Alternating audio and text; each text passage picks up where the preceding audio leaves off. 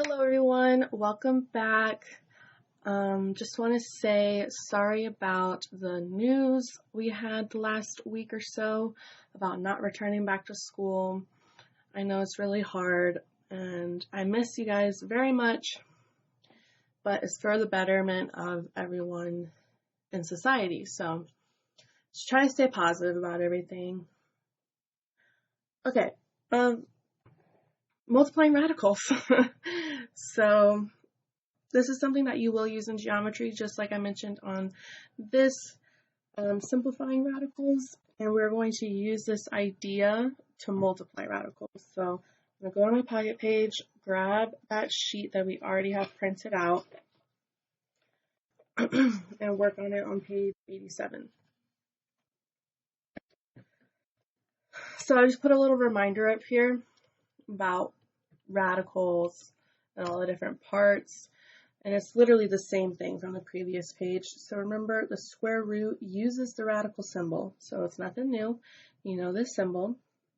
The number under the radical is called a radicand. So this 8 would be the radicand. The index is the number in front of the radical. And for square roots, you don't usually see it because it is just a 2. And the index can be any number. So for like a cubic root, it could be 3. So multiplying radicals, the index has to be the same. So all of these are all going to be square roots. We're practicing square roots, so that is good.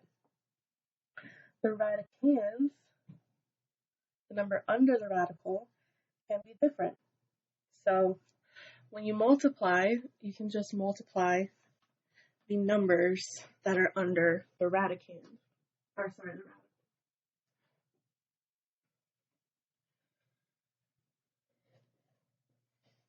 So multiplying radicals, we have radical 10, square root of 10 times the square root of 5. So I would suggest first check if you can simplify before you multiply. So are there any perfect squares that could divide into 10 or 5? So your perfect squares are these guys. Do any of these numbers divide into 10 or 5 without a decimal? No. So we can go ahead and multiply. So we have radical 10 times radical 5. 10 times 5 is 50. So now we have radical 50. Now notice the instructions, they leave the answers in simplest radical form. So that means we need to simplify this. But we want to figure out the biggest perfect square that divides into 50. And that is 25. So 50 can be broken up into 25 times 2. Simplifying it, we know the square root of 25 is 5.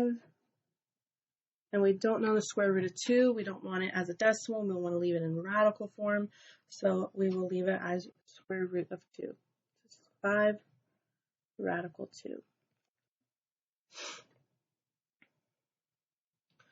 Alright, I'm going to do all the odds and you guys will do the evens. So let's look at number 12. Or sorry, number 3. Number 3, the square root of 12 times the square root of 9. So let's see if we can simplify either of these first. So starting with 12, we know that 12 is divisible by 4, and 4 is a perfect square. So we can break this up into the square root of 4 times the square root of 3. Square root of 4 is 2, and we'll leave it as the square root of 3.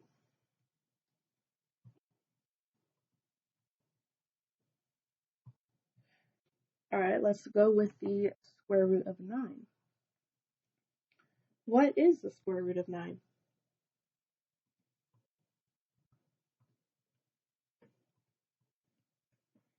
Yeah, it's 3. 9 is a perfect square. So that simplifies to just 3.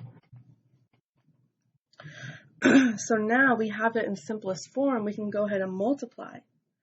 So we're going to multiply the numbers in front of the radical. We have 2 and 3. Think of them as like terms. They're both outside the radical. 2 is the coefficient of this radical 3, and this 3 is just a regular number. So 2 times 3 will give us 6, and then we'll have a radical 3 after it. So multiplying this 2 times this 3 is where we got 6.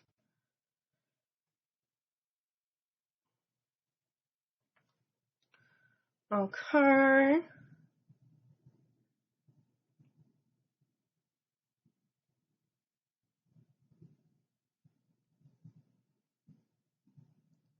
All right, since radical 3, this 3 right here, nothing can be divided into it. There's no perfect square. You know that this is simplest radical form.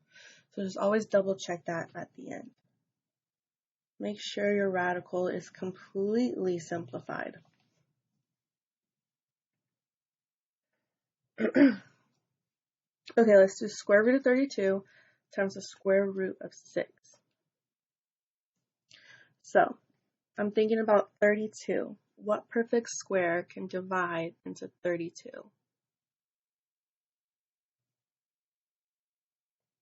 So if you don't know, you can grab your calculator. I have my fancy one today. 32, let's start by dividing by 4. That gives us 8. That's not a very small number. It could be divided by 4 again. So let's try a bigger radical.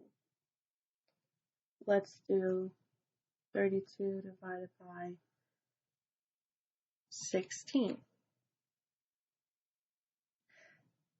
16 is a perfect square that divides into 32, and we have 2 left over.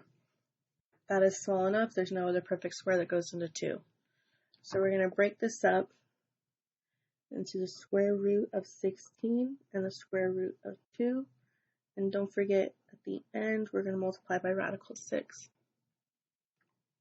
We know the square root of 16 is 4, radical 2. And now we need to multiply by radical 6. So you're going to think of the radicals as like terms. We're going to do the 2 times 6. So this is 4 radical 12. 2 times 6 is 12. Now, is that in the simplest radical form? Is 12 a small enough number that no other perfect square can divide into it? Are we done?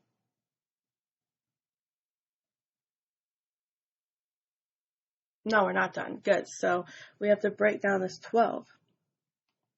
12 can be broken down into 4 perfect square times 3. And don't forget this 4 out in the front.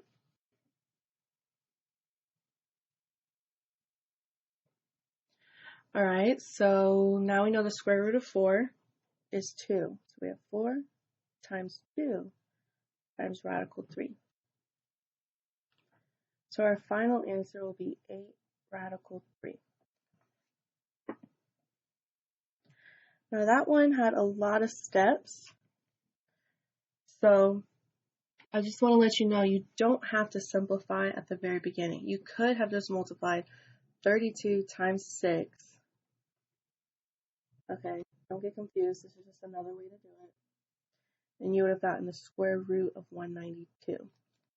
Then you would have just simplified that like we did before. So find the biggest perfect square that would divide into 192. Let's try 49. Let's try 64. Okay, so 64 and 3 can break this up. Square root of 64 times square root of 3. And then you would have gotten that 8 radical 3. Sometimes it's easier to just go ahead and multiply the numbers and then simplify it. Other times it's easier to simplify it and then multiply until you can't simplify anymore. So whichever seems easiest to you. Like on this one, we simplified the 12 multiply 2 times 3, and then we were done. 6 radical 3.